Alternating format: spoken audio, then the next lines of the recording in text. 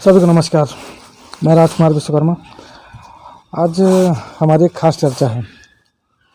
आपको पता ही होगा कि SCCL का ये जमुना कोतमा क्षेत्र, और यहाँ पर जो है तो काफ़ी कुछ देखने योग्य है, चाहे वो श्रमिक कॉलोनियों की व्यवस्थाएं हों या फिर इस क्षेत्र में रहने वाले जितने भी नागरिक हैं। क्योंकि हमारा ये जो क्षेत्र है 2 विभागों के अंतर्गत जुड़ा हुआ है। एक तो पहला SCCL का क्षेत्र है, दूसरा परिषद प्रशांत क्षेत्र।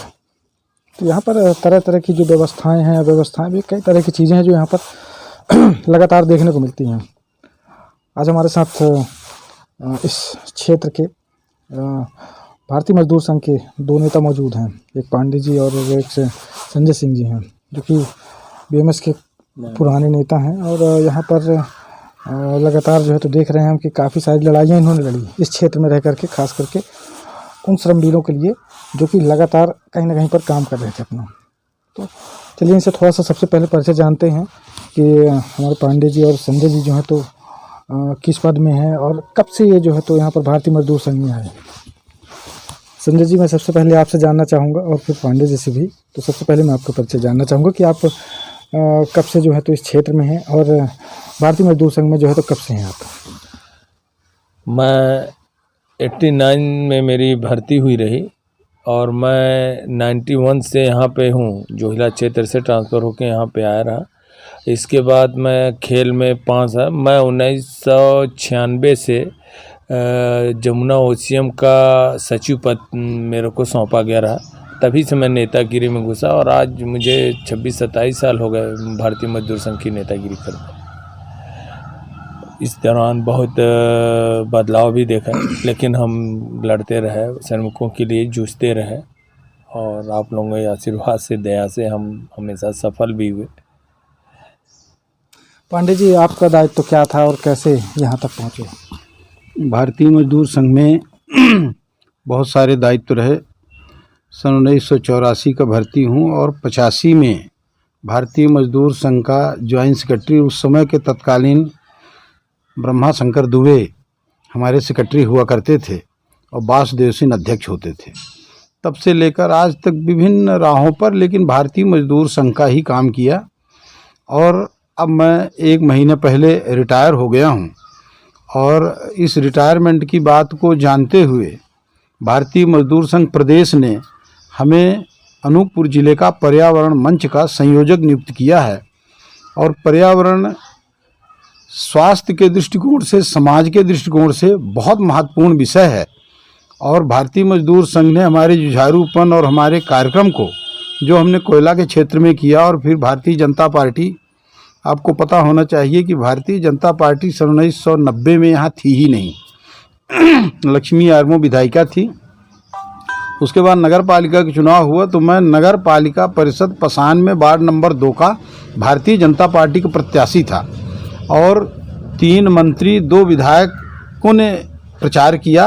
और भारतीय जनता पार्टी मजबूत तो थी, केंद्र में प्रदेश में सुंदरलाल पटवा की सरकार थी, परंतु कार्यकर्ताओं के अभाव में जो वोट हमें प्रचार प्रसार से मिलने चाहिए वो मिले, पर झोली में नहीं जा सके। झोली में जाते समय और वो वोट इधर उधर हो गए।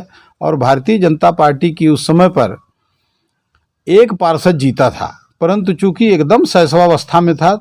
तो इस तरह से हम भारतीय जनता पार्टी संघ में भी जिला सेवा प्रमुख के दायित्व में 12 वर्ष रहा।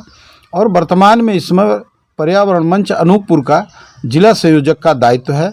भारतीय जनता पार्टी ने कोयले में भी दायित्व दिया हुआ है। जैसे आपने बताया कि पर्यावरण मंच से जो है तो आप रिलेटेड हैं, यहाँ पर भारतीय मजदूर संघ ने आपको बनाया। तो मुझे एक बात जाननी है कि अगर आप इस क्षेत्र में रह रहे हैं, आपको भी पता है कि आपकी SCCL जो क्षेत्र है यहाँ पर इन्वायरमेंट को लेकर के जो है तो आपको पता है कि कितनी अच्छी व्यवस्थाएं होती हैं। जिन लोगों को इसकी जिम्मेदारी दी गई है वो कितना अच्छा काम कर रहे होते हैं। मुझे ये बताएं, आज देखा जाता है जगह जगह पेड़ पौधे लगाए जा रहे हैं। साल का एक समय आता है जिसे विश्व पर्यावरण दिवस के नाम से जाना जाता है। उस विश्व पर्यावरण के दिवस के दिन पेड़ पौधे खूब लगाए जाते हैं, लेकिन उसमें से बचते कितने हैं, इसकी जवाबदारी और इसके जवाबदेही किसी ने नहीं लिया अभी तक। ऐसा क्यों? देखिए, इस विषय पर हमने महाप्रबंधक को आज से 1 महीना पहले एक पत्र लिखा था और मैंने कहा था कि जो आप पानी छोड़ते हो खदान से, तो वो पानी एक तो स्वच्छ साफ करके छोड़िए, क्योंकि खदान के अंदर का कोयला युक्त पानी आता है और वो जिस खेत में जाता है उस खेत को ऊसर कर देता है, बर्बाद कर देता है। जो जानवर पीते हैं वो भी जो है जानवर रुग्ण हो जाते हैं, बीमार हो जाते हैं और मर भी जाते हैं। अभी कुछ दिन पहले आपके पत्रकारों ने ही छापा था कि हरद गांव में 5-7 बकरियां मर गई, गंदा पानी पीने से मरी कि पर्यावरण से मिली कि कंपनी प्रबंधन के कारण मरी, पर वो अचानक मरी हैं। और उसका जिस तरह से अपन लोग इफेक्ट देख रहे हैं तो मेरे ख्याल से पर्यावरण का ही एक प्रदूषण है। और वो बकरियां चूंकि किसी व्यक्ति की थी तो दिख गई, परंतु जो जंगली जानवर यत्र तत्र खोह में और उसमें मर रहे हैं उसका पता नहीं चलता। और हम तो जंगल विभाग वालों से भी कहेंगे कि अपने पेड़ पौधों को देखें, उनके भी सूख रहे हैं पेड़ पौधे इस पानी से।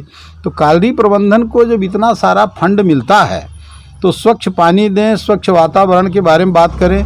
पेड़ पौधे तो मेरे ख्याल से इतने अधिक लगाए गए हैं कि अगर उसका पूरे का आंकड़ा लगा दिया जाए तो किसी न किसी जनरल मैनेजर को और किसी न किसी उसके नेतृत्वकर्ता को जेल हो जाएगी।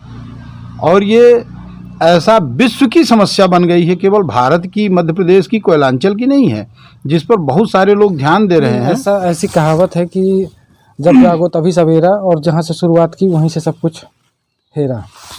हाँ, ये बात तो है कि जब जागो तभी सवेरा, जब विषय आ जाए वहीं से काम शुरू करें तो परिणाम अच्छे होते हैं। और पर्यावरण के दृष्टिकोण से अगर हम आज से भी काम शुरू कर दें तो कुछ आने वाले समय में ये परिवर्तन दिखेगा और लोग स्वस्थ रहेंगे। विभिन्न प्रकार की जो बीमारियां हो रही इसका भी एक कारण पर्यावरण ही है। चलिए इसी टॉपिक पर देखते हैं कि पर्यावरण को लेकर के जो है तो संजय जी जो है तो क्या राय देते हैं अपनी। संजय जी, आपका क्या मानना है? देखिए, पर्यावरण में आपने कहा कि जितने लगाते हैं उतने नहीं हैं, लेकिन मेरा ये मानना है कि अगर किसी क्षेत्र में आप 10 पेड़ लगा रहे हैं, उसमें से आपका 3, 2, 5, 4 भी उगते हैं तो ये हमारे लिए बड़ी बात है। और हम लोगों ने मैनेजमेंट के पास भी ये प्रस्ताव रखा है कि सिर्फ पेड़ लगाने और फोटो खिंचवाने से ही आपका काम पूरा नहीं हो जाता।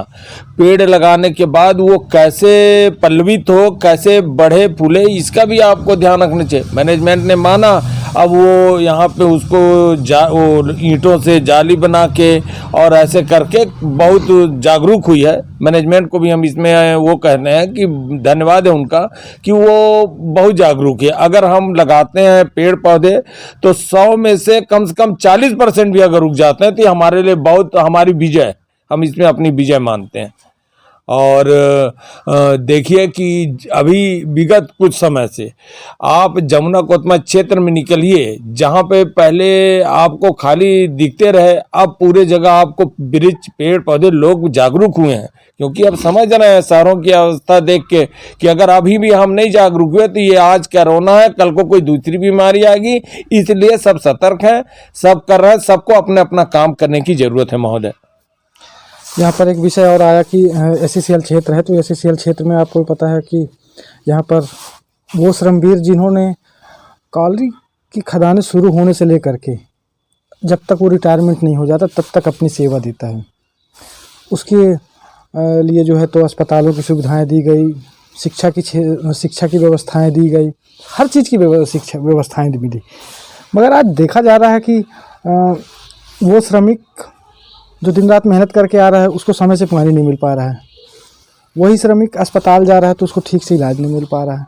वही श्रमिक अगर चाहता है कि हम अपने बच्चों को पढ़ाना चाहें तो उचित व्यवस्थाएं नहीं हैं आज। इस पर आपकी क्या राय है? और कहने को 2 अस्पताल हैं यहाँ पर, एक भालूमाड़ा में होता है, एक जमुना में होता है। स्थितियाँ आपके सामने हैं। बिल्कुल आपका कहना सही है, लेकिन अगर आप 15 दिन पहले देखे होंगे तो हम लोगों ने हॉस्पिटल के बारे में मुद्दा उठाया और डॉक्टर लोगों को भी से ये चर्चा की है कि जब श्रमिक आता है, आप किसी को अगर सिरिंज के लिए लिखेंगे और टीटी के इंजेक्शन के लिए लिखेंगे, सेरिडान की दवाई के लिए लिखेंगे, तो आप बंद करिए। क्यों 2 लाख रुपया कंपनी को चूना लगा रहे हैं? उन्होंने कहा ऐसा नहीं है, अगर कुछ कमियां हैं तो हम सुधार करेंगे। 2 तो हॉस्पिटल हमारे क्षेत्र में है, ये सही है, लेकिन जिस हिसाब से आप देख रहे हैं कि जनसंख्या, लोग बाग रिटायर होते जा रहे हैं और जनसंख्या कम होते जा रही है।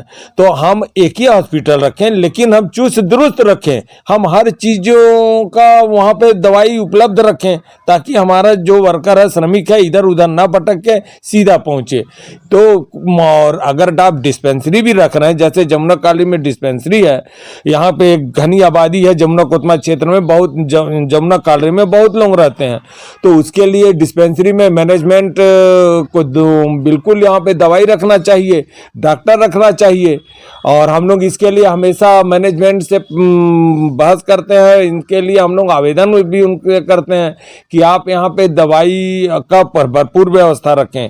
कल को अगर किसी माइंस में दुर्घटना हो गई तो क्या उस मरीज को आप बोलेंगे जाके सिरिंज ले आओ, या आप बोलेंगे जाके टीटी के इंजेक्शन ले आओ? तब इसीलिए आप पहले से सतर्क रहिए। एक कमी और भी हमने देखी थी, आपको पता होगा कि जो आपका रीजनल अस्पताल है वहाँ पर खाने की एक लिस्ट टंगी होती है सामने, लेकिन उसके आधार पर भोजन नहीं मिल रहा होता मरीजों को। हाँ, सबसे पहले चीज़ तो यह है कि टेंडर लेते हैं बैकुंठपुर के लोग, चला रहा है पेटी कॉन्ट्रैक्ट में जमुना काली के लोग।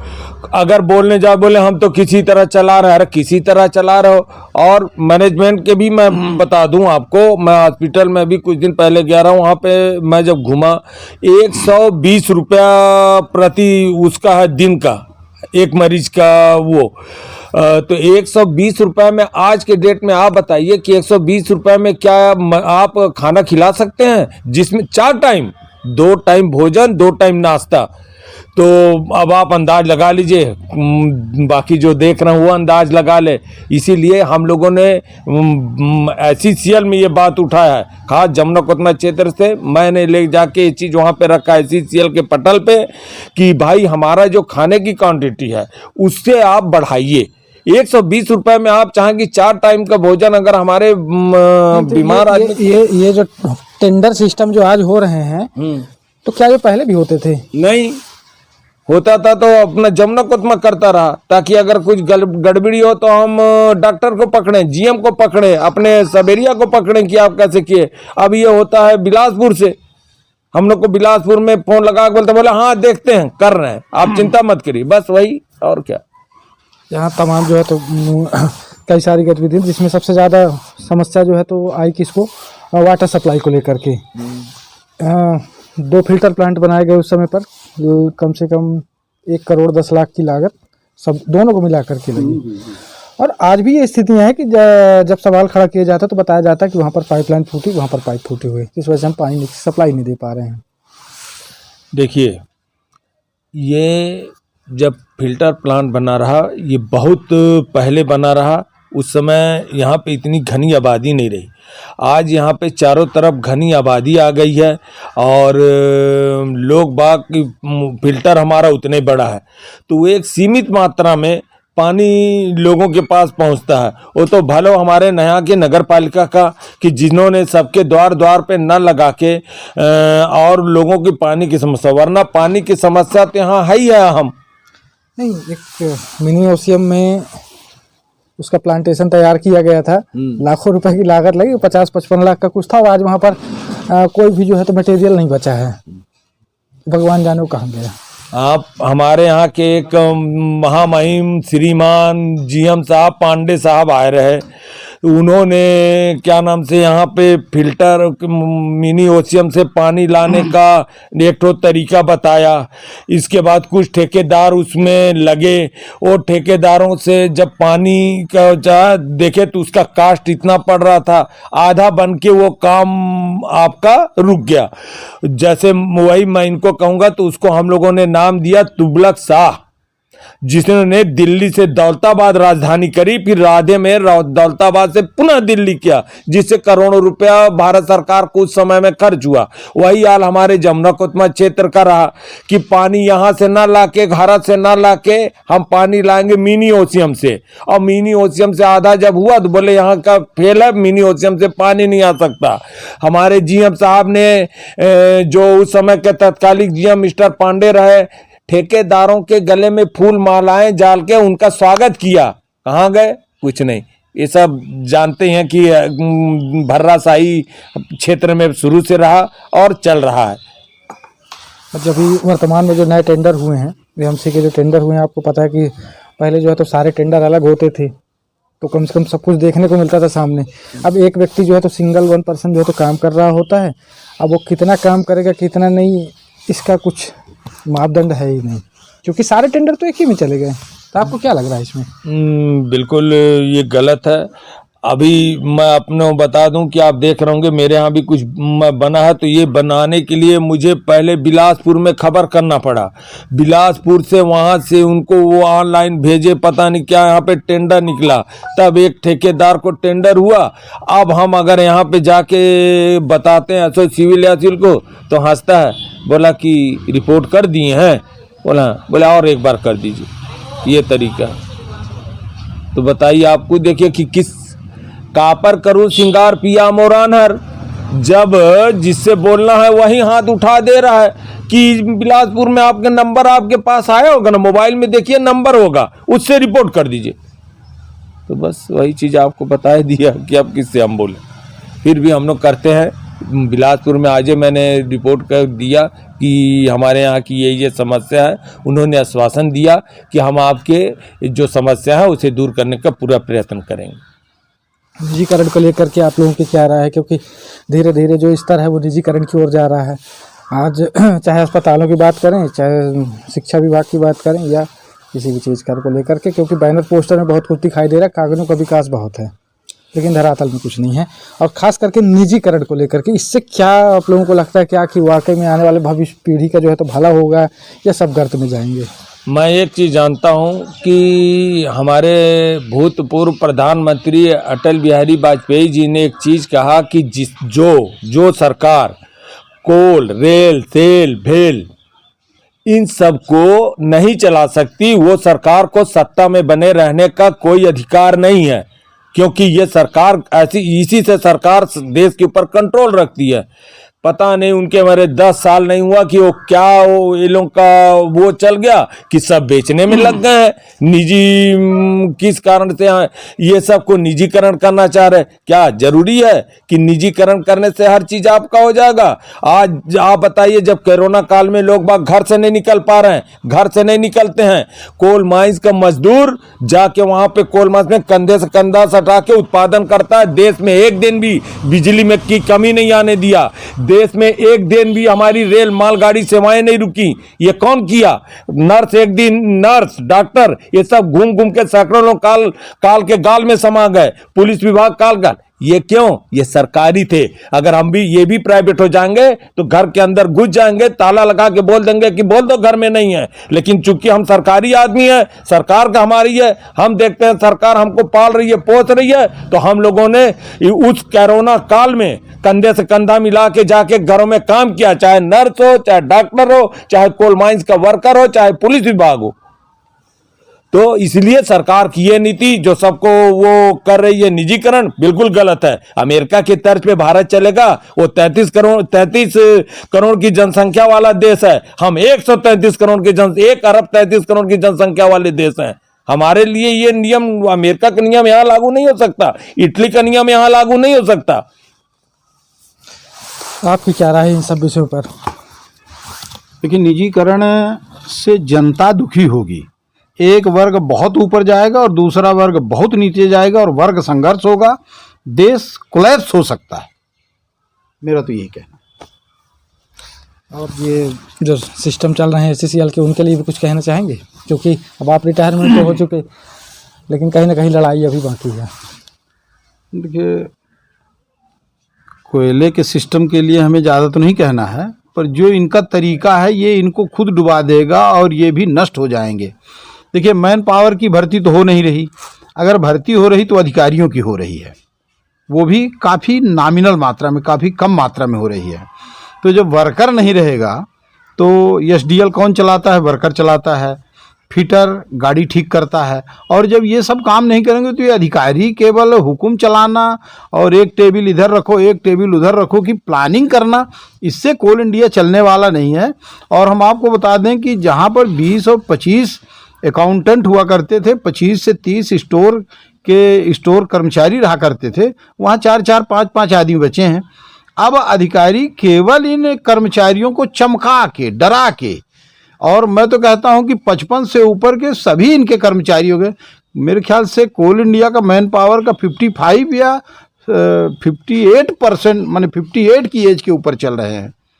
तो कोल इंडिया को लगता है भारत सरकार भी नहीं चलाना चाहती, कोल मैनेजमेंट भी नहीं चलाना चाहती, और भ्रष्टाचार, टॉप मैनेजमेंट और टॉप ब्यूरोक्रेट्स, ये जो बड़े नेता हैं और बड़े अधिकारी हैं, यही लोग इसको गर्त में डुबा रहे हैं। अंत में दुखी ये भी होंगे, पर इनके दुखी होने का समय कुछ अलग होगा। वर्कर तो फिलहाल बहुत दुखी है और ये कम हो जाएगा। एक मसला और सामने आया, आपको ही पता होगा कि मजदूर तो मजदूरी होता है, और भारतीय मजदूर संघ जो है तो मजदूरों की हक की लड़ाई के लिए जो है तो हमेशा खड़ी थी। आपने देखा होगा कि 4 वर्ग जो होते हैं, 4 वर्ग, कुशल, सकुशल, अर्धकुशल और कैसे जो भी है, और सबके बेसिस अलग हैं पेमेंट्स के। लेकिन यहाँ जो ठेका मजदूर जो काम कर रहा होता है, उनके एक्चुअल जो उनको 400 रुपये, 500 रुपये जो भी उनकी एक दिन की मजदूरी होती है, वो नहीं मिल रही होती है। हमने कई बार बात रखने की कोशिश की, बात भी की, लेकिन यहाँ पर बात है कि अगर किसी को आपत्ति नहीं तो आपको क्यों। हालांकि इसमें आप लोगों की क्या राय है, मैं ये जानना चाहूँगा। देखिए, इसमें वही चीज़ है कि जब हम लोग उनके बोलते हैं कि भाई आपको मजदूरी दिया जा रहा, वो बोलता है मालिक कि देते हैं हम पूरा, ये देखिए 400 रुपये में अंगूठा लगाए हैं कि नहीं। बोले हाँ। हम लोग वर्कर्स पूछे 400 रुपया में आप अंगूठा लगाए तो हो? बोले कि हम 400 रुपया तो दे देते हैं, फिर पीछे जाके 200 रुपया ले लेते हैं। बोले ऐसा क्यों करते? बोले नहीं करेंगे तो खाएंगे क्या बच्चे? उनका कहना आपको समझे कि हम आपको बोल सकते हैं, आपको शिकायत कर सकते हैं, लेकिन हम आपके साथ खड़े नहीं हो सकते, क्योंकि आज अगर हम खड़े हो जाएंगे तो वो हम जो ठेकेदार है जिसके अंडर में हम काम करते हैं, वो हमको निकाल देगा। तो इसमें हम लोग मैनेजमेंट से हमेशा ये करते हैं कि भाई वो उनका CMPF काटिए। अभी वे बात पे आ रहा है, कमिश्नर साहब उनसे बात हुआ कि उनका CMPF, जब CMPF कटने लगेगा पूरी व्यवस्था सही हो जाएगी। इसीलिए हम लोग चाह रहे हैं कि जो प्राइवेट कर्मचारी हैं उनका CMPF काटे, उनके कार्य की अवधि कम करे। सबसे बड़ी चीज़ तो आपने ये चीज़ देखिए कि 12 घंटे काम करते हैं, 8 घंटे में साइन करते हैं, 8 घंटे का पेमेंट लेते हैं, लेकिन ये सब पेपर में है, पेपर के नीचे की बात लड़ रहे हैं। यही सब तो लड़ रहे हैं कोलमाइट में। और हम लोग ज़िंदगी में किए क्या? कभी श्रमिकों के लिए लड़े, कभी हम ठेका मजदूरों के लिए लड़ रहे हैं। आज मैनेजमेंट हम लोग को देख के नेता कहलाते हैं, हम लोग काल के, हम लोग को देख के मैनेजमेंट खुश होता है क्या? हम लोग को देख के मैनेजमेंट बता आ गया, क्योंकि हम लोग लड़ते हैं मैनेजमेंट से हर चीज़ के लिए। ज़िंदगी भर मैनेजमेंट के से लड़े, आज भी लड़ रहे हैं श्रमिकों के लिए, क्योंकि हम लोग के खून में ही नहीं है शांत बैठना। अगर हमारे श्रमिकों के साथ गलत होता है तो हम लोग चिल्ला देते हैं, तो उन बोलते हैं नेता हैं। अरे नेता क्या है? हम अपने हक के लिए आवाज़ उठाए, जो है हम अपने हक के लिए लड़ते हैं, तो नेता कहलाते हैं। जबकि मैं अपने आप को स्वयं नेता नहीं मानता हूं।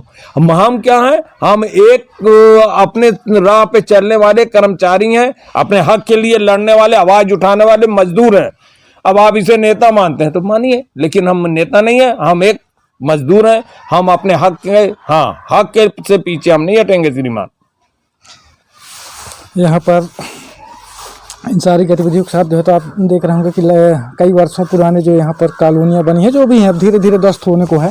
ध्वस्त कहा जाए कि क्या, कभी छत से प्लास्टर टूट के गिर रही होती है, और आसपास कॉलोनियों में साफ़ सफाई की बात की जाती है, टेंडर हर वर्ष हो रहे होते हैं, लेकिन काम कितना हो रहा होता है, सिविल विभाग के ही काम थे, वो आप लोगों को बखूबी पता है। उसके बारे में क्या कहेंगे?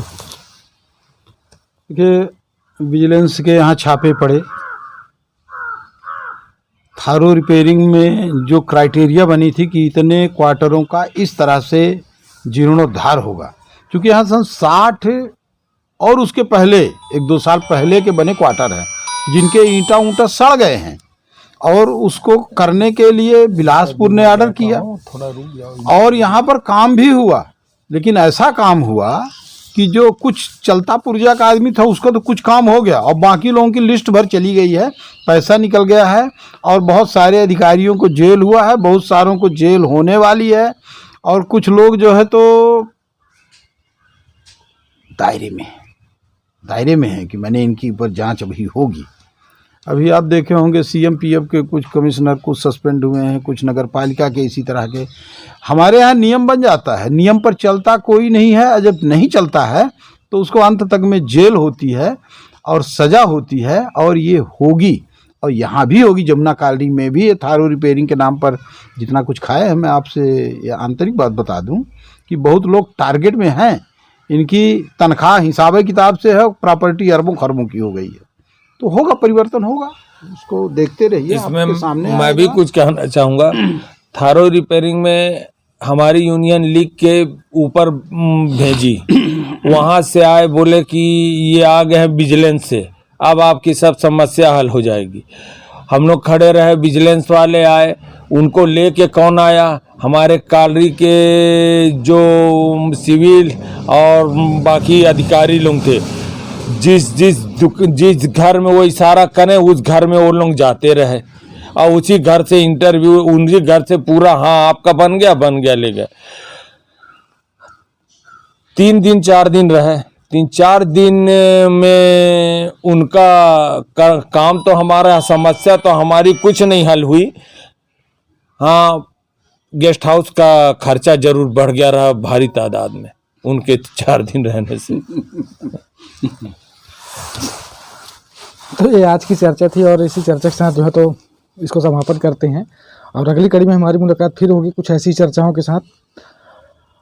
और जैसा कि आपने सुना, तो वाकई जो SCCL क्षेत्र है हमारा जो है तो अजीबोगरीब क्षेत्र है, यहाँ पर देखने और सुनने को बहुत कुछ मिलेगा। धन्यवाद।